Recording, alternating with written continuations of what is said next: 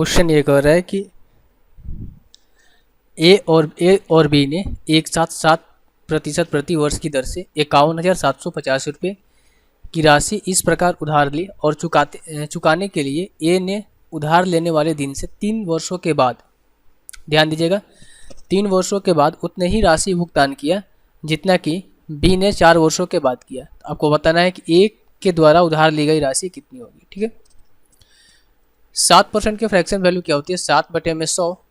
अगर मैं इसका मल्टीप्लाइंग फैक्टर की बात करूं तो ये कितना हो जाएगा आपका? 107/100। ये होगा इसका मल्टीप्लाइंग फैक्टर। अब यहाँ पर ए और यहाँ पर बी है, दो लोगों ने उधार लिए।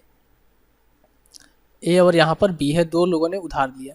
ठीक है, तो जो भी इसने उधार लिया होगा उसका जो अमाउंट बनेगा वो मल्टीप्लाइंग फैक्टर का ही बनेगा। तो मल्टीप्लाइंग फैक्टर कितना है? 107/100 है। और कितने सालों के लिए उधार ले रहा है? कितने सालों को उधार ले रहा है? ए ने 3 वर्षों के बाद उतनी राशि चुकाई है। ठीक है, तो इसका पावर हो जाएगा 3। अब आते हैं बी पर। बी ने कुछ रुपए उधार लिए होंगे। ठीक है, बी ने कुछ रुपए उधार लिए होंगे और उसका अमाउंट कितना बनेगा? मल्टीप्लाइंग फैक्टर का ही बनेगा। मल्टीप्लाइंग फैक्टर का जितना गुना बनेगा वही तो अमाउंट बनेगा। और कितने साल के लिए कितने साल के लिए ले रहा है? 4 सालों के लिए। तो इसका पावर 4 हो जाएगा। अब मैं यहाँ से ये बोलूँ कि ए अपन में बी का रेशियो आपसे बोलूँ तो आप आसानी से कर सकते हो। ये पावर 3 से ये पावर 4 एक बार में कटेगा, तो यहाँ से ए अपन में बी का रेशियो आ जाएगा 107/100। 107/100 ये ए और बी का अमाउंट का रेशियो आ गया। अब हमसे बोला गया है कि टोटल अमाउंट जो है कितना है? 51,750 रुपये है। और ये 107 और ये 100 कितना बनेगा? 207 बनेगा। और 207 की वैल्यू क्वेश्चन में दे रखी है कितना? 51,750। कितना गुना है इसके? अगर मैं आपसे बोलूँ कि ये कितना गुना है इसका, ये बटे में 207 कर दो, यहाँ से एक की वैल्यू निकल जाएगी। हमसे पूछा क्या है? ए द्वारा उधार ली गई राशि। ए का कितना राशि उधार लिया था उसने? 107। तो मल्टीप्लाई कर दो यहाँ से 107।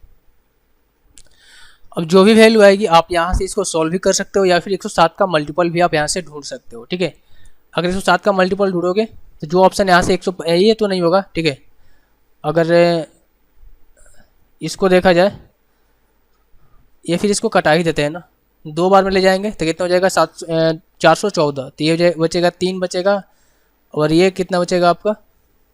0। और यहाँ पर बचेगा कितना आपका? 100